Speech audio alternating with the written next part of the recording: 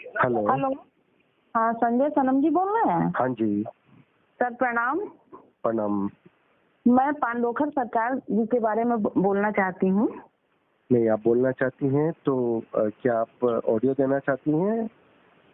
जी, audio देना चाहती हूँ। बोलिए, तब कहाँ से बोल रही हैं? क्या नाम है आपका? मैं उत्तर प्रदेश से बोल रही हूँ, दीपाली। उत्तर प्रदेश से? दीपाली। दीपाली जी। जी। उत्तर प्रदेश से कहाँ से मैडम? बहुत बड़ा है उत्तर प्रदेश। मैं प्रयागराज से बोल रही हूँ। कहाँ से? प्रयागराज, इलाहाबाद। प्रयागराज, इलाहाबाद। ठीक है, बोलिए। मैं ये 20 चल रहा है 19 में जो है पांडोखर सरकार जुलाई महीने में शायद ज्यादा शुरू की थी। मैं बहुत कष्ट सह के घर से विरोध करके इनका वीडियो देखती थी, उससे इंस्पायर्ड होके मैं वहाँ गई। और पहली बार में इन्होंने जो है रसीद 1100 की, बहुत भीड़ थी, 1100 की रसीद से कम कटी नहीं रही थी। मैंने कटवाई। उसके बाद 3 दिन रही और इन्होंने देखा, बताया जो, तो बड़ी खुशी हुई सब लेके। फिर उसके बाद 7 बार इनके यहाँ जाने की प्रक्रिया है, समस्या। और वो नदी में नहाने की, वो सारी चीजें मैंने की जी। इस बीच मैं अपनी सिस्टर को लेके गई, परिवार के और लोग भी जो परेशान थे गई, और जो है सबसे इन्होंने रसीद कटवाई। और मंच पे शुरू में ऐसा नहीं था, 3 महीने 4 महीने बाद से क्या हुआ, जब मंच पे फिर क्या हुआ कि मैं 2-3 दिन रुकना होता था, तो मैं रुक सकती नहीं थी, तो मैंने वहीं से लोगों से, दूसरे लोग जो पहले जाते थे उनसे रसीद कटवा लेती थी जी। तो उसमें क्या होता था, मैं दूसरों से लंबी रसीद तो कटवा नहीं सकती थी, मैं 101 की रसीद कटवाती थी।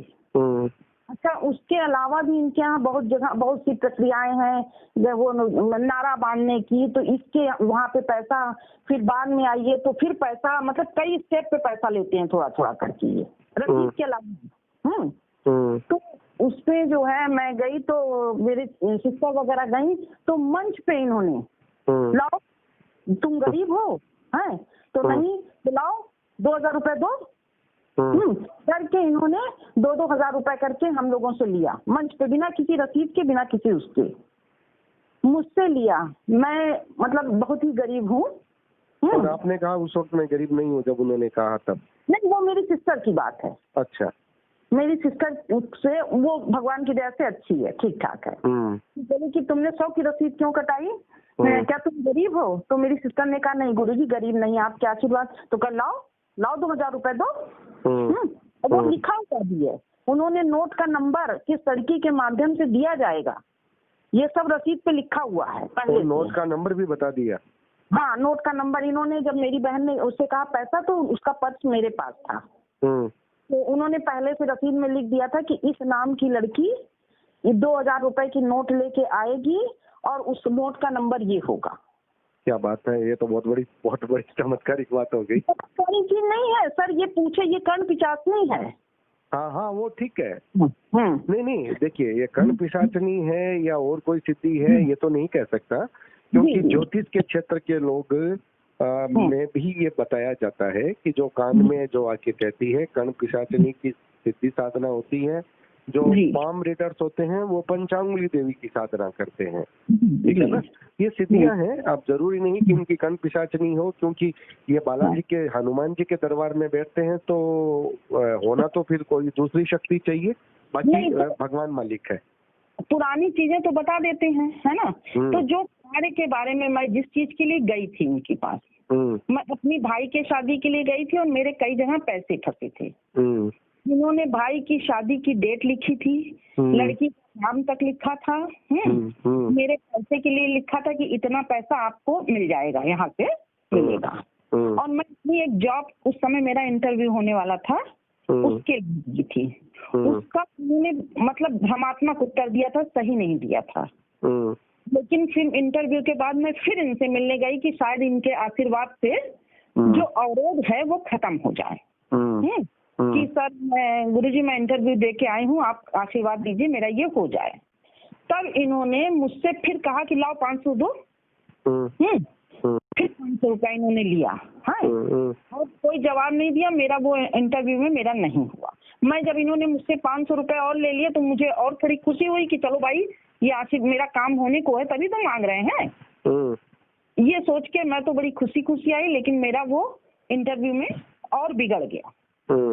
उसके बाद आज तक मेरे भाई की शादी नहीं हुई, उसके बाद वो रुपए नहीं मिला, मैं उसी तरह परेशान हूँ। और इन्होंने मुझे कहा था कि चलते समय कि कुछ आपके ऊपर आपकी सारी पर्चियां जो उन्होंने लिख करके दी थी आपके पास है? सब है मेरे पास।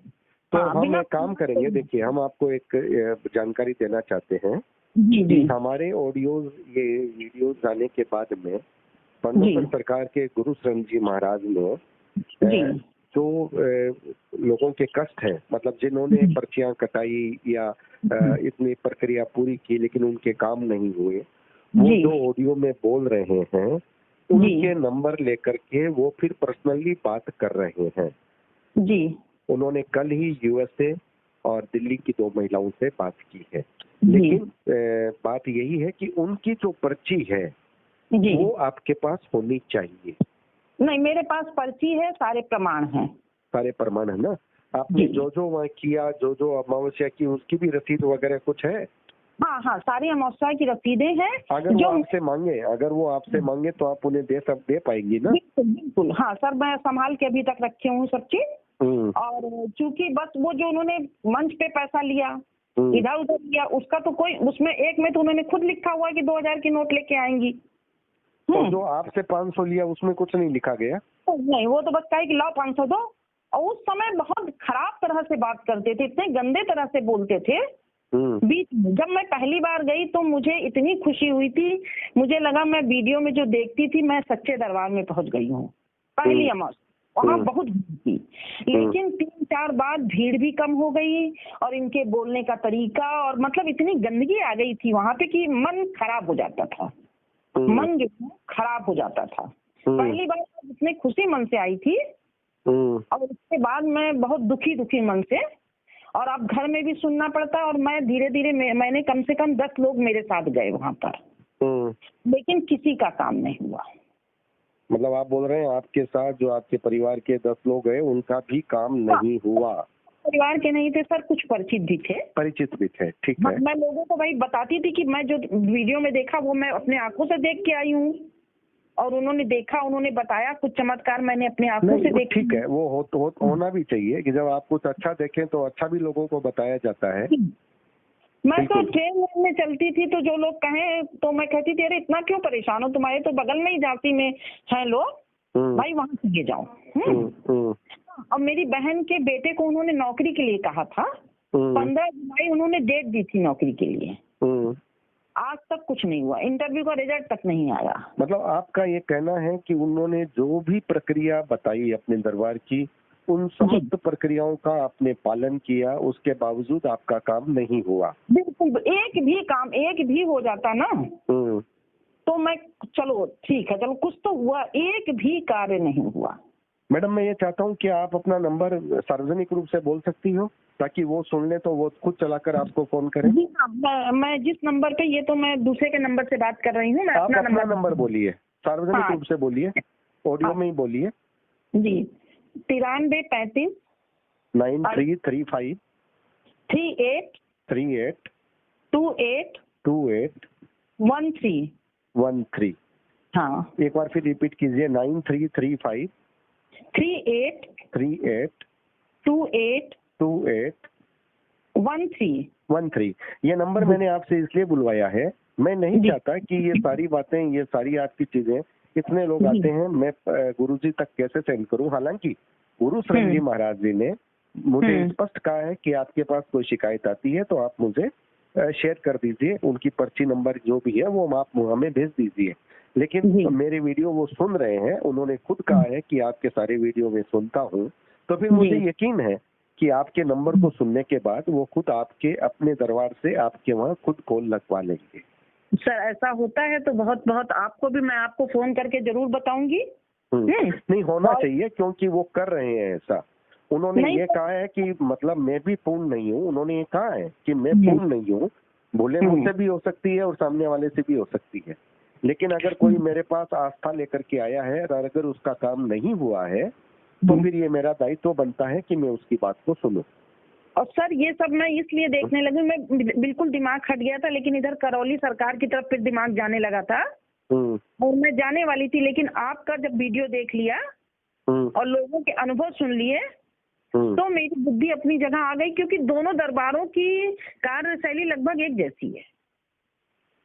और मैं नहीं जाऊंगी, मैं करौली सरकार के लिए मेंटली सोच रही थी। देखिए मेरा वीडियो का मकसद कहीं ये नहीं है कि कौन किस दरबार में जाए किस दरबार में न जाए, ये उसकी इच्छा है।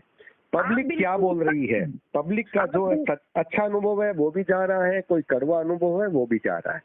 सर आपका एकदम निष्पक्ष है सबसे, इसीलिए तो मैंने आपको कॉल किया, और क्योंकि आपका अपना कोई विचार नहीं है। नहीं मेरा कोई विचार नहीं है। पब्लिक जो बोल रही है, आप जो बोल रहे हैं, हाँ मेरे पास अगर पंडोकर सरकार के गुरु शरण जी ने जब ये संदेश दे दिया, वो 2 बार आ गए मेरे पास, फोन किए उन्होंने, मतलब फोन के माध्यम से आ गए, उन्होंने अपनी बात रख दी, तब फिर मेरा भी फर्ज बनता है कि उनके जो भक्त हैं उनको मैं ये बता दूं कि भाई आप अपने नंबर वहाँ डायरेक्ट ही दे दो ना, क्योंकि वो जब मेरे वीडियो सुन रहे हैं वो खुद कह रहे हैं कि मैं आपकी सब बातें सुन रहा हूँ और मुझे अच्छी लग रही है, आप निष्पक्ष बोल रहे हो। नहीं सर, आप चूंकि अगर वो मुझे फोन करते तो मेरा बहुत भाग, मैं उसके बाद इनके यहाँ जो काम करते हैं बिंदु जी, मुकेश जी, राजू खरे, सब मुझे पहचानते हैं बाई फेस, और मैं सबको कॉल कर करके बता रही हूँ कि भाई मेरा काम नहीं हुआ, कुछ कराओ, बस सब लोग आइए मिलवा देंगे, और जब जाइए तो सब लोग पीछे पीछे हो जाते हैं। 1-2 बार ये भी हुआ कि जब मैं गई तो मैंने कहा मिलना चाहा कि देखिए सबकी व्यक्ति की अपनी सीमा होती है ना, हो सकता है गुरु जी से डायरेक्ट नहीं जा पाए, तो ये हो सकता है, लेकिन अब मुझे लगता है, देखिए आपने अपनी समस्या काफी हद तक बता दी है, ऑडियो में बता दी है, और आपके नंबर भी हमने फ्लैश करवा दिए हैं, आपकी वीडियो के माध्यम से ही नंबर चले गए हैं। अब मुझे भी ये में अपेक्षा है गुरु शरण जी महाराज जी से, पंडोकर दरबार से, कि वहां से वो आपकी जो तकलीफ है उसको सुने और आपकी जो बात है अपने दरबार से उसको समाधित करें। अगर आप में कोई भूल रही है, कोई प्रक्रिया में भूल रही है तो वो भी बोल दें, अगर आप सही है, उनके वहां से कुछ काम नहीं हुआ है तो फिर उस काम को ठीक कर दें। हम यही चाहते हैं, हमारा मकसद यही है कि जो पब्लिक हमसे जुड़ती है उनका भला हो जाए। सर आपका बहुत बहुत धन्यवाद, आप एकदम निष्पक्ष कार्य कर रहे हो। आपकी ये चीजें सुन के और बहुत से लोगों के आंख भी खुली, क्योंकि देखिए जो वीडियो आते हैं वो इन लोगों के द्वारा डाले गए रहते हैं ना, दोनों पक्ष के, वो सब तो इतने चमत्कारिक होते हैं कि लगता है कि हम भगवान के वहां पहुंच गए। नहीं, मैं आपको ये भी बताऊं, सुनिए मैडम, मैं आपको ये भी बताऊं, हमारे वीडियो जाने के बाद दोनों पक्षों के कुछ भक्तों को बड़ी तकलीफ भी हो रही है, और मैं उनकी तकलीफ से मतलब इनकार नहीं करता। उनकी श्रद्धा है, आस्था है, उनको लगता है उनके वहाँ काम हो रहे हैं तो फिर ये ऐसे वीडियो क्यों आ रहे हैं। उनको लगता है कि जो भक्त बोल रहे हैं, ऐसी बातें बोल रहे हैं, वो कहीं ना कहीं गलत है, उन्होंने प्रक्रिया ठीक से नहीं की, उन्होंने ठीक से श्रद्धा नहीं रखी, आस्था नहीं रखी, तभी उनका काम नहीं हुआ। तो देखिए दोनों पक्षों की बातें आती है, जिनके मन में जिनके काम हो गए उनके लिए फिर वही दरबार भगवान है, जिनके काम नहीं हुए उनको फिर वो लगता है कि भाई फिर यहाँ कुछ भी नहीं है, है ना। ये तो भावना की बात है, मन की बात है, लेकिन हम ईश्वर की कृपा से, ईश्वर के को साथ में रखते हुए हम पूरी तरह से ये कोशिश करते हैं कि हमारा झुकाव किसी भी तरफ, किसी के पक्ष विपक्ष में न हो।